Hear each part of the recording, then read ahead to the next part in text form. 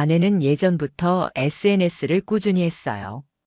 일기처럼 글을 쓰고 사진을 올리며 소소한 일상을 공유하는 걸 좋아했죠. 처음에는 그런 아내의 모습이 귀엽게 느껴졌어요. 하루하루를 기록하는 사람 같다고 해야 할까요? 그리고 그 모든 게시물엔 집안에서 찍힌 사진이 많았는데 주로 침실 거울 앞이나 욕실 세면대 앞에서 찍은 셀카들이었어요. 저는 딱히 신경 쓰지 않았습니다. 다정한 표정으로 찍은 아내의 얼굴은 늘 비슷했고 옷차림도 깔끔했고 배경은 익숙한 집안 풍경이라 전혀 이상할 게 없었어요. 그런데 문제는 그날이었어요. 정확히는 아내가 올린 한 장의 사진이었어요. 출장을 다녀온 뒤 아내와 인사를 나누고 소파에 앉아 휴식을 취하고 있었는데 문득 그녀의 SNS가 떠올라 한동안 못 본 게시물을 뒤적이게 되었죠. 그렇게 스크롤을 내리다 보니 딱 봐도 최근에 올라온 화장실 셀카 한 장이 눈에 들어왔어요. 처음엔 몰랐어요. 아무렇지도 않게 넘길 뻔했죠. 그런데 사진을 확대해 보다가 뭔가 이상하다는 생각이 머리를 스쳤어요. 셀카라 아내는 정면을 바라보고 있었는데 거울에 반사된 뒤편의 욕실 안쪽에 흐릿하게 무언가 보였어요. 정확히 말하자면 사람의 어깨쯤 되는 실루엣이었어요. 저는 순간 그게 제 모습일 수도 있다고 생각했죠. 하지만 이상했어요. 사진이 찍힌 날짜는 제 출장 둘째 날로 되어 있었거든요. 제가 그 집에 있을 수가 없었어요. 아무리 봐도 그건 제가 아니었어요. 어깨가 훨씬 넓었고 머리 스타일도 달랐고 무엇보다 그 시간에 저는 지방 호텔에 있었다는 게 확실했거든요. 아내에게 직접 묻는 건 이상하니까 저는 더 깊게 파고들기로 했어요. 먼저 사진의 데이터를 확인했어요. 찍힌 시간, 위치, 그리고 촬영 기기까지 전부 확인했죠. 위치는 분명 우리 집이었고 시간도 정확히 제가 없는 그날 오전이었어요. 이쯤 되면 그냥 우연이나 착각이라고 넘길 수 없는 수준이었어요. 그래서 저는 그날 이후로 아내의 SNS를 더 자주 들여다보게 됐어요. 기존 게시물도 전부 살펴보았고 확대해서 배경을 분석했어요. 우리 집 어디쯤인지, 아내가 어떤 옷을 입었는지, 사진이 찍힌 각도가 어떤지, 그렇게 한 장 한 장을 천천히 살펴봤습니다. 놀랍게도 그 거울 셀카 외에도 뭔가 이상한 구석이 보이기 시작했어요. 분명히 혼자 찍은 사진인데 테이블 위에 2개의 컵이 놓여 있었고 의자가 2개 살짝 밀려나 있었고 혹은 누군가의 손이 아주 가볍게 프레임에 스치듯 잡혀 있었어요. 처음엔 몰랐던 이 작은 단서들이 모이고 모이니까 하나의 큰 실마리가 되더라고요. 이건 우연도 아니고 착각도 아니었어요. 그리고 다시 그 화장실 사진으로 돌아갔을 때 저는 확신했어요. 저 뒷모습은 분명 아내 혼자서는 만들 수 없는 구도였다는 걸요. 당시 사진의 각도를 생각해보면 거울 속 인물이 들어오려면 누군가는 문을 열어둔 상태로 바로 앞에 서 있어야 했어요. 그것도 꽤 오랫동안 말이죠. 혼자 셀카를 찍다가 우연히 찍힌 게 아니라 마치 일부러 프레임에 넣은 듯한 위치였어요. 그제야 머릿속에서 경고등이 울리기 시작했어요. 저는 뭔가 이상한 세계로 들어선 느낌이었습니다. 이건 단순히 셀카에 찍힌 누군가가 문제가 아니라 그 뒤에 감춰진 감정과 관계, 그리고 숨겨진 무언가가 존재한다는 확신이 들었어요. 그 후로 저는 집에 있는 시간에도 조용히 관찰하기 시작했어요. 아내의 행동, 말투, 외출하는 패턴, 입는 옷의 종류까지 전부 기억하려 했어요. 그녀가 예전보다 향수를 자주 바르기 시작했고 외출 시간이 길어졌으며 핸드폰을 제 앞에서 거의 열지 않았다는 점도 눈에 들어왔어요. 예전엔 아무렇지 않게 보여주던 문자도 이제는 일 얘기하고 있어 같은 식으로 돌려 말하더라고요. 그 모든 게 쌓여서 저는 점점 잠을 이루기 어려워졌어요. 밤마다 거울 사진이 떠올랐고 거울 속 뒷모습은 점점 또렷하게 제 머릿속에 각인되었어요. 전혀 모르는 사람임에도 불구하고 그 사람의 존재감은 제 일상에 스며들고 있었습니다. 저는 서서히 감정이 뒤섞이기 시작했어요. 분노, 혼란, 그리고 두려움. 제가 믿고 사랑했던 사람, 제가 함께 가정을 꾸려온 사람이 이런 작은 조각 하나에서부터 무너질 수도 있다는 생각이 저를 무섭게 만들었습니다. 이건 단순한 오해가 아닐지도 모른다는 생각에 저는 어느 날부터 기록을 시작했어요. 날짜와 아내의 동선, SNS 업로드 시간과 실제 외출 시간, 옷차림과 사진 속 의상의 불일치, 이런 것들을 하나하나 적어 내려갔어요. 그리고 그게 바로 진실을 향해 가는 첫 번째 단추였습니다. 그날 이후로 제 눈은 달라졌어요. 같은 공간, 같은 시간인데 저는 예전처럼 무심히 지나치지 못했어요. 아내가 주방에서 컵을 꺼내는 모습, 현관에서 신발을 신는 뒷모습, 그런 아주 사소한 장면들조차 이제는 의심의 눈길로 바라보게 되었어요. 그렇게 제 일상은 점점 뒤틀려 가고 있었습니다. 주말이었어요. 평소처럼 아내는 친구 만나고 올게라는 말만 남기고 외출을 했습니다. 메이크업은 이전보다 훨씬 신경 쓴 티가 났고 머리도 새로 말아 올렸더라고요. 옷차림은 깔끔했지만 묘하게 평소보다 더 단정했어요. 그리고 특히 신발이 말이죠. 평소에는 편한 운동화만 신던 사람이 이날은 굽이 있는 구두를 신더라고요. 그것도 아주 예쁜 디자인의 낯선 구두였어요. 제가 한 번도 본 적 없던 겁니다. 불쑥 제 안에서 뭔가가 끌어올랐습니다. 마치 제 등을 누르고 있던 무언가가 다시 날카롭게 찌르는 느낌이었어요. 저는 얼른 옷을 챙겨 입고 몰래 아내를 따라 나섰습니다. 택시는 부르지 않았고 아내가 걸어가는 방향을 일정 거리 두고 따라갔어요. 심장이 터질 듯 뛰었지만 절대로 들켜선 안 된다는 생각뿐이었습니다. 아내는 집에서 약 20분 거리의 조용한 골목길로 들어섰고 결국 한 건물 앞에서 멈췄습니다. 라이프 공유 오피스. 작은 사무실 공간을 대여해주는 곳이었어요. 아내가 이런 곳에 들어가는 건 생전 처음 보는 광경이었습니다. 저는 30분 정도 건물 밖을 서성이다가 아무렇지도 않게 관리실을 찾았습니다. 여기 잠깐 볼 일이 있어서요라는 말로 얼버무리며 사무실 목록을 확인했죠. 아내의 이름은 없었지만 눈에 익은 번호 하나가 눈에 들어왔습니다. 바로 그 키였어요. 예전에 집에서 우연히 발견했던 작은 열쇠. 어디에도 맞지 않았던 그 키의 번호가 이 건물 사무실 번호와 정확히 일치했어요. 머릿속이 멍해졌어요. 퍼즐 조각이 맞춰지는 그 순간 저는 그 자리에 얼어붙은 사람처럼 서 있었습니다. 아내는 이 오피스에서 뭔가를 숨기고 있었어요. 저는 그때부터 매주 토요일 아내의 외출을 따라다녔습니다. 그리고 놀랍게도 매주 같은 시간 같은 장소, 아내는 늘 그 공유 오피스에 들어갔어요. 누군가와 통화라도 하는 듯이 핸드폰으로 웃으면서 이야기한 뒤에요. 그날 밤 저는 아내가 잠든 틈을 타 다시 열쇠를 꺼냈습니다. 그녀의 가방 안쪽 주머니 깊숙이 있던 그 키는 아주 익숙한 감촉이었고 손에 쥐는 순간부터 손바닥이 떨리더라고요. 저는 마음을 단단히 먹고 다음 날 아침 공유 오피스로 향했습니다. 휴일이라 조용한 건물, 경비도 없었고 엘리베이터도 멈춰 있었어요. 저는 계단으로 3층까지 올라가 열쇠를 꽂았고 문이 열리는 그 순간 숨이 멎는 줄 알았어요. 방 안에는 조명이 켜져 있었고 깔끔하게 정리된 인테리어 속에 낯선 향기가 풍겼습니다. 뭔가 익숙한 듯 낯선 냄새, 아내가 쓰던 향수였어요. 그런데 그 향이 너무 강해서 어지러울 정도였어요. 테이블 위엔 와인잔 2개, 둘이 함께 마신 흔적, 컵받침은 각각 다른 색깔이었고 의자도 마주보고 놓여 있었습니다. 작은 소파엔 얇은 담요가 정돈돼 있었고 옆에는 커피잔 하나가 엎어져 있었어요. 저는 천천히 공간을 둘러봤어요.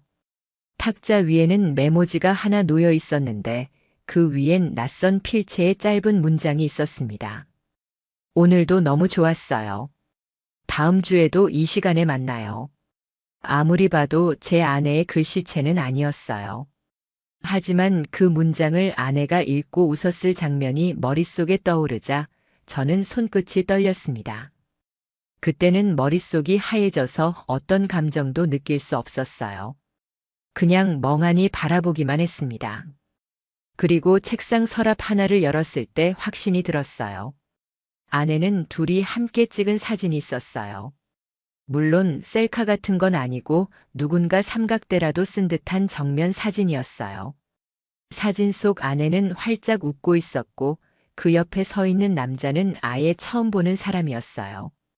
제 인생에서 한 번도 본 적 없는 사람. 아내는 그 남자와 너무도 자연스럽게 기대어 있었습니다.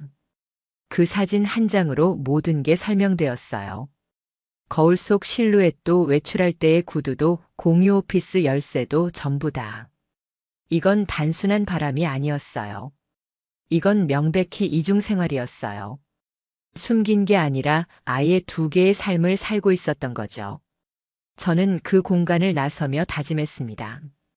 이건 절대 묻고 넘어갈 문제가 아니라는 걸요. 집으로 돌아가는 길은 전혀 익숙하지 않았습니다. 제가 몇 년을 다닌 길인데도 모든 풍경이 낯설게 느껴졌어요. 차창 밖으로 지나가는 거리의 불빛들, 사람들의 평범한 일상. 다들 저마다의 삶을 사는 것처럼 보였는데 저는 그날부터 삶의 뿌리가 흔들리기 시작했어요. 집에 도착하자마자 아내는 씻고 있었어요. 욕실에서 물이 흐르는 소리와 함께 아내의 콧노래가 들렸습니다. 마치 아무 일도 없었다는 듯이, 마치 그 사무실이 존재하지 않는다는 듯이 저는 벽 쪽에 기대서 아무 말도 하지 않고 욕실 문만 바라봤어요. 그때 저는 생각했어요. 내가 지금 뭐 하고 있는 걸까? 왜 아무 말도 못하고 이러고 있는 걸까? 왜 내가 죄 지은 사람처럼 구석에 숨어 있어야 하지? 속에서 끓어오르던 분노가 그제서야 얼굴까지 차올랐습니다. 하지만 저는 아무 말도 하지 않았어요. 아내가 욕실에서 나와 피곤하니까 먼저 잘게라고 말하며 방으로 들어가던 그 순간에도 저는 응, 푹 자라고 대답했어요. 제 목소리는 너무도 차분했지만 그 뒤에 숨겨진 감정은 너무나 복잡하고 지독했어요. 며칠이 지났습니다. 저는 아내의 휴대폰을 몰래 확인하기 시작했어요. 이전에는 단 한 번도 그런 적이 없었는데 말이죠. 메신저 어플엔 별다른 흔적이 없었고 통화 기록도 평범했어요. 그런데 사진첩을 보다가 어떤 폴더가 눈에 띄었어요. 작업용이라는 이름이었죠. 열어보니 대부분 공유 오피스 내부 사진이었어요. 평소에 저한테는 회사에서 회의 자료 준비한다 디자인 의뢰 들어와서 거기서 정리하고 있다고 했던 그 말이 떠올랐습니다. 사진에는 의외로 인물 사진이 별로 없었고 다 인테리어와 노트북 화면 같은 업무용이었어요. 딱 하나 뒷모습만 찍힌 사진이 있었는데 그 옆에 손이 하나 걸쳐 있었어요. 정확히 보이지 않았지만 제 손은 아니었어요. 저는 손톱을 짧게 깎는 편인데 그 사진 속 손은 손톱이 길고 마디가 굵었어요. 아주 미세한 차이지만 저는 바로 알아챘습니다.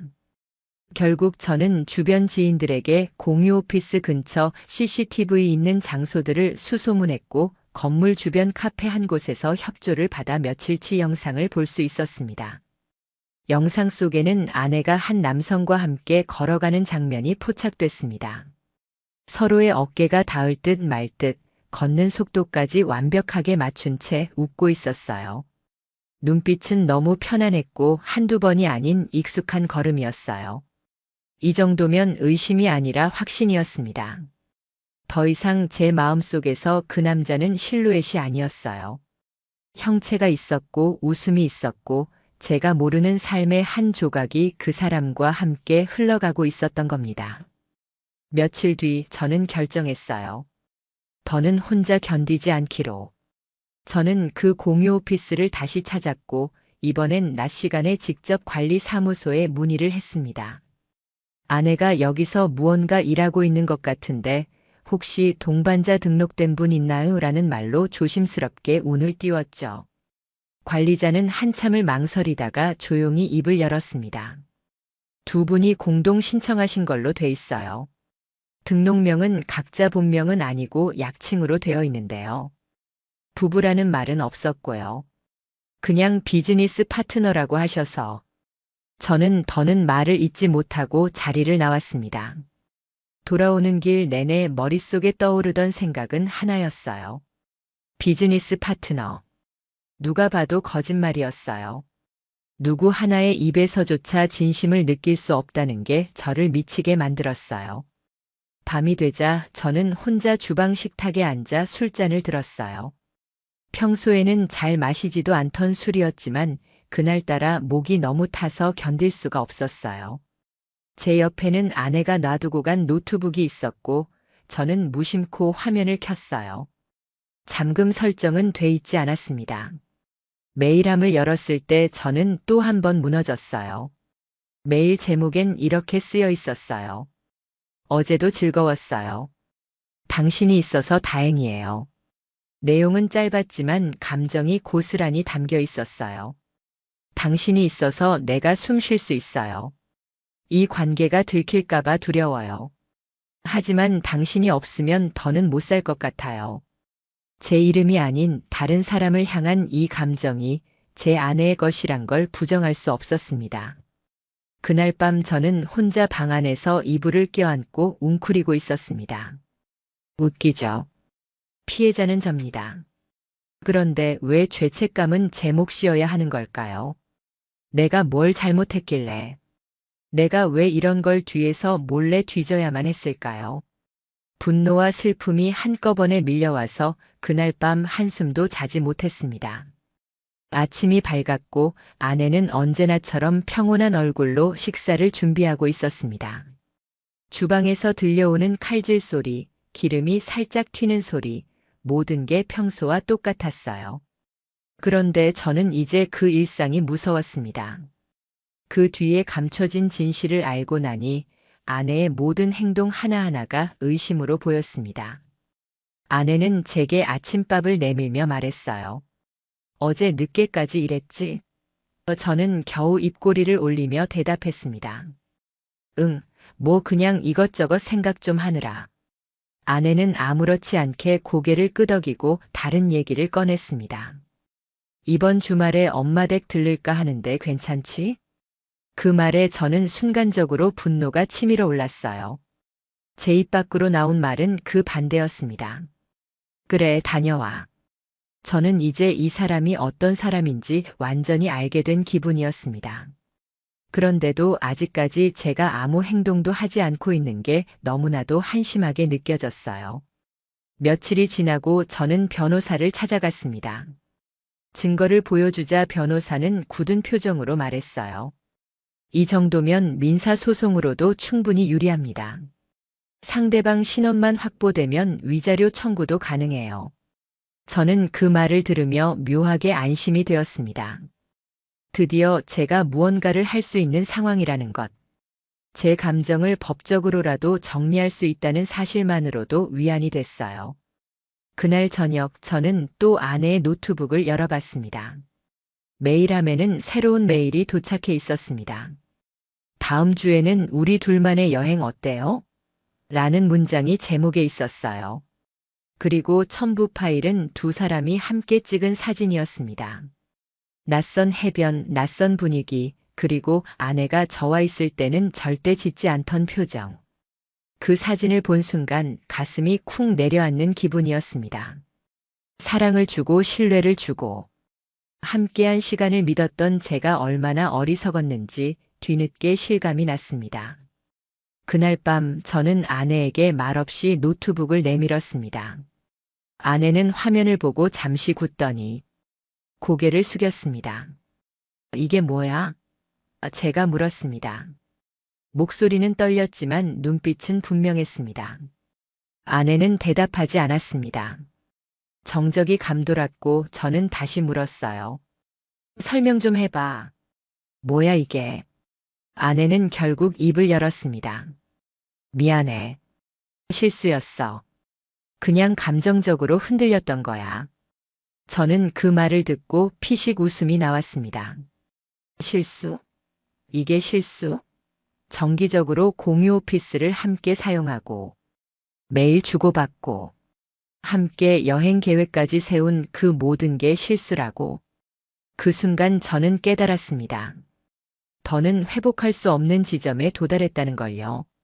신뢰는 깨졌고 감정은 다 식었고 남은 건 배신과 상처뿐이었습니다. 저는 말했습니다. 이건 실수가 아니야. 너는 계획했고 행동했고 그걸 유지했어. 그게 너야.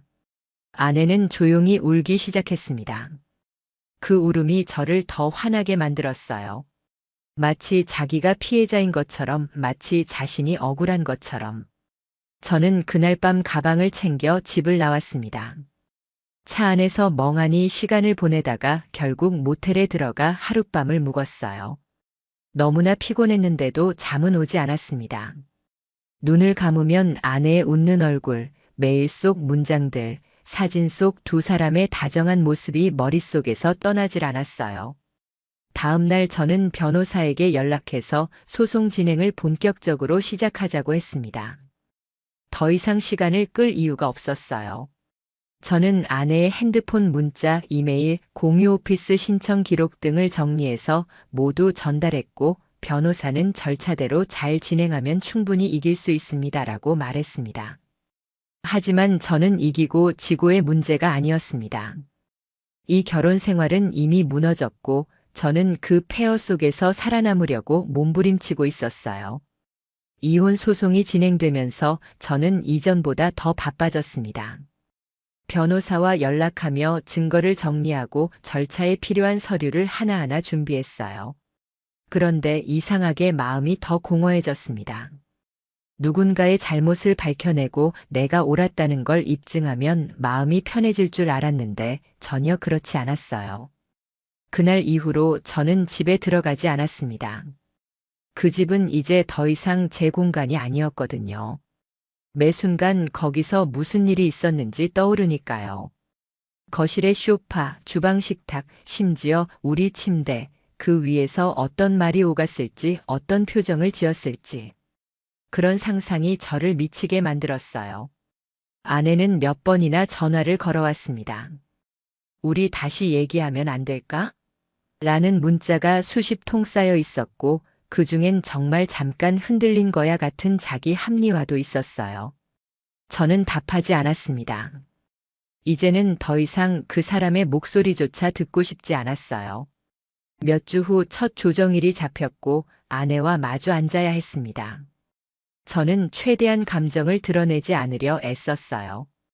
그런데 아내는 그런 자리에서도 울먹이며 내가 이렇게까지 무너질 줄 몰랐어 같은 말을 하더라고요. 저는 냉정하게 고개를 저었어요. 이건 무너진 게 아니라 내가 스스로 깨부순 거야. 결국 조정은 결렬됐고 정식 재판으로 이어졌습니다. 아내 측도 변호사를 선임했지만 제 쪽에서 준비한 증거들은 명확했고 흔들림 없는 사실이었습니다. 공유 오피스 계약서, 출입 로그, 메일 주고받은 기록, 사진, 녹음 파일까지 모두 시간이 말해주고 있었어요. 이 일이 일회성 실수가 아니라는 것을. 재판이 끝나고 저는 혼자 나와 법원 앞 벤치에 앉았습니다. 하늘은 너무 맑았고 바람도 선선했어요. 그런데 그 평화로움이 오히려 서글펐어요. 그날따라 제 그림자가 너무 길게 느껴졌습니다. 긴 싸움이 끝났고 저는 법적으로 자유로워졌지만 마음 어딘가엔 여전히 무거운 돌덩이가 얹혀있는 듯 했어요. 그때 누군가 제 옆에 살짝 앉았어요. 제 오랜 친구였습니다. 제가 아무 말도 하지 않았는데 그 친구는 그냥 어깨를 툭 치더니 말없이 앉아 있었습니다. 저는 그 침묵이 참 고맙더라고요. 말보다도 더 큰 위로가 됐어요. 시간이 조금씩 흐르면서 저는 점점 안정감을 찾아갔습니다. 이 모든 일이 있었던 게 믿기지 않을 만큼 바쁘게 하루하루를 보냈고 어느 날 문득 거울 속 제 얼굴을 보며 생각했어요. 그래도 나는 나를 지켰다. 세상엔 예상치 못한 배신도 말도 안 되는 상황도 많습니다. 그런데 그 와중에도 제가 끝까지 지켜야 할 건 제 감정, 제 자존심, 제 삶이었어요. 누구보다도 사랑했던 사람에게 배신당하고 모든 걸 잃은 것 같았지만 오히려 저는 그날 이후로 진짜 제 삶을 찾은 것 같았습니다. 아내의 셀카 한 장, 그 거울 속 그림자 하나가 제 인생을 송두리째 뒤집었지만 지금의 저는 그 그림자보다 훨씬 더 단단해졌어요.